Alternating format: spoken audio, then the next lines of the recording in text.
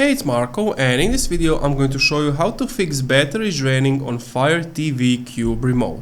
Now, before I start with the video, please subscribe to the channel and like the video, it helps me out a lot.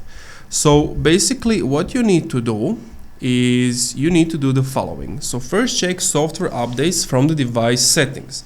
Select settings from the Fire TV menu, open My Fire TV and then select About.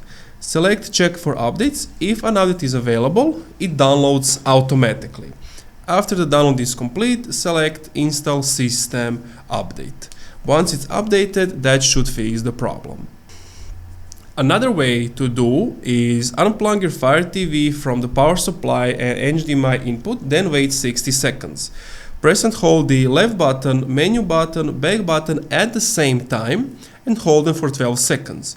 Release the buttons and wait 5 seconds. Remove the batteries from a remote, plug in your Fire TV and wait until you see the screen that says the remote can't be detected.